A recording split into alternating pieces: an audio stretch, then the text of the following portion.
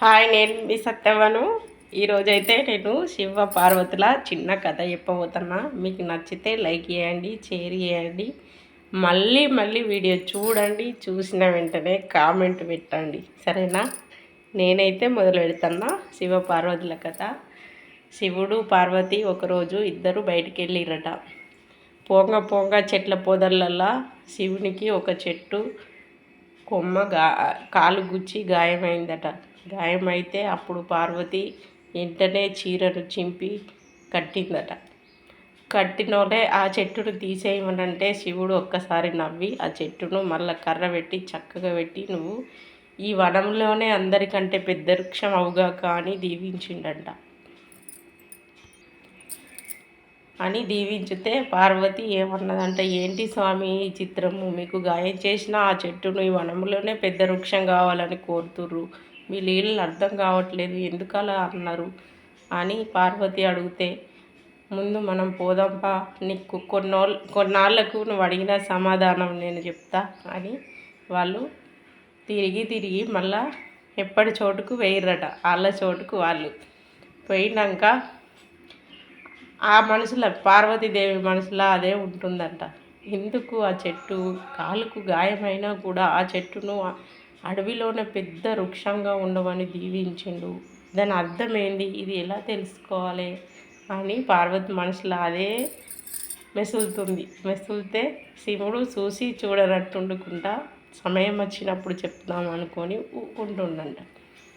మళ్ళా కొన్నాళ్ళకు ఆ వృక్షం ఎంత పెరిగినా కూడా ఆ వృక్షం మీద పిట్టగూడు కట్టుకొని ఇస్తలేదట, నీడకి ఎవరిని ఉండనిస్తలేదట. అది ఎంత పెరిగితే అంత అహంకారం కొద్ది ఉంటుందంట ఆ పెద్ద వృక్షం. ఎలాగైతే నేను పెద్ద వృక్షం కావాలని అనుకుంటానో అన్నంత అహంకారం అన్నట్టు మనుషులలాగా ఈ రోజుల్లో మనుషులు కూడా అంతే ఉరు కదా.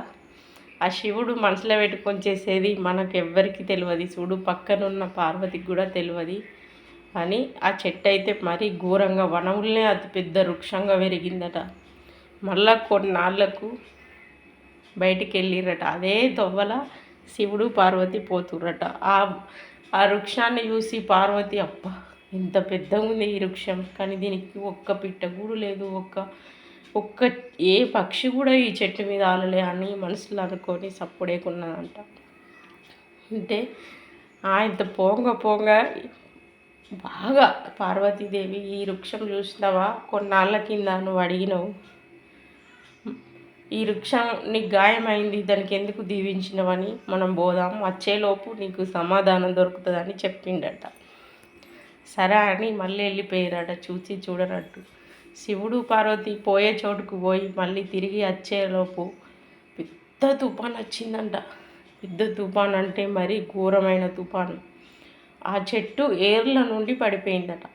చిన్నగున్న ఏ చెట్టు కూడా పడిపోలేదట.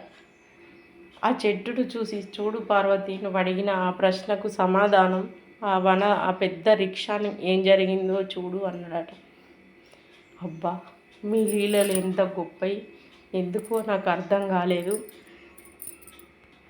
మీ లీలలు అర్థం కావు స్వామి, మీ లీలలంటే మీ శివుడు అంటే శివుడే, బోలాశంకరుడు. ఎంత బోలాశంకరుడు, ఎంత కంఠంలో దాచుకున్న కనీస ఎంటుక మందం తెలివనియ్యరు కదా, మీ గొప్పతనం మీదే అన్నదంట పార్వతి. సరే అనుకుని, ఎందుకు అలా పడిపోయింది అంత పెద్ద వృక్షము అని అడిగిందంట. నువ్వు అడిగావు కదా, నీకు గాయమైన ఆ చెట్టును ఎందుకు అంత పెద్దగా పెరుగుమని దీవించారని. అది అలాగే ఉంటే ఏ తుఫాన్కు పడిపోదు. ఇరిసేయడం పెద్ద వృక్షం అయిందనుకో, అది అస్సలు కూడా ఉండద్దు, అది అహంకార పరురాలు, అందుకోసం అది బాగా పెరగాలి. పెరిగి ఒక్క తుఫాన్ తాకిడికి వేర్లతోటి సహా పోవాలి. అందుకని పెద్దగా అవ్వాలని దీవించిన. వేర్లతోటి సహా ఆ వృక్షం పడిపోయింది అనుకో, మనకు గుడ్డలతోటి కొట్టే పని ఉండదు, గడ్డపారలతోటి తవ్వి వేర్లు తీసే పని ఉండదు. దానికి అదే వేర్లకు పడిపోతుంది. దానివల్ల ఇంకా ఇతరులకు ఎవ్వరికీ కూడా బాధ కలగదు. అందుకని చెడ్డవాళ్ళు కూడా అలాంటి వాళ్ళే, మనుషులను చంపి చేసి లంగతనాలు దొంగతనాలు చేసేటోళ్ళు కొన్ని రోజులే బాగుంటారు. వాళ్ళకు ఒక టైం వస్తుంది, వచ్చినాడు వాళ్ళని ఏది కూడా ఆపలేదు. వేర్లకు చెట్టు ఎలా పడిపోయిందో, వాళ్ళు ఎంత గొప్పవాళ్ళైనా, ఎంత ధనం ఉన్నా, ఎంత ధాన్యం ఉన్నా, ఎంత బలాగ్రులైనా వాళ్ళని ఎవ్వరు కూడా ఆపలేరు. ఈ చెట్టు ఎలా పడిపోయిందో వాళ్ళు కూడా అలా పడిపోతారు.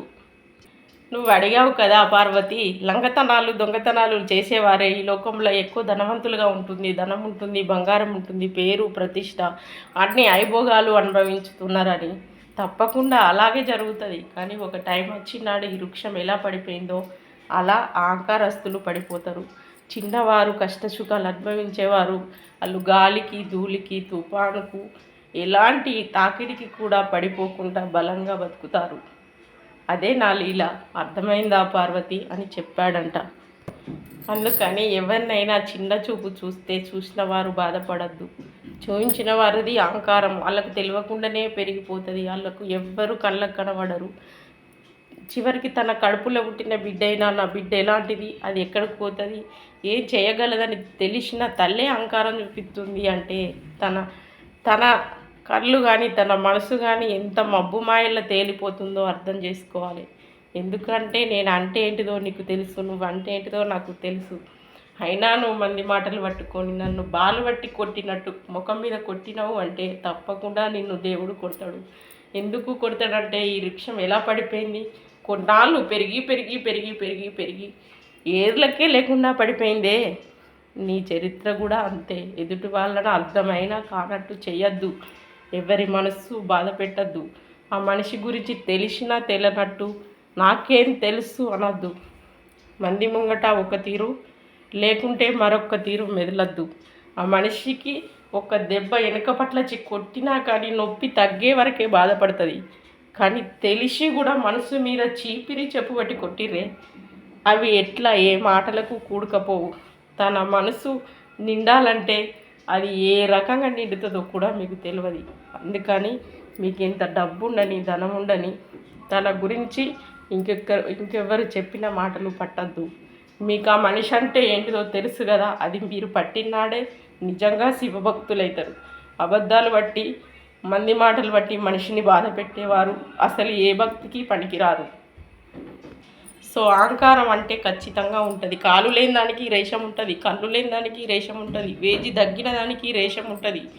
రేషంలో తప్పు లేదు, రేషన్ లేకుండా బతకడమే తప్పు.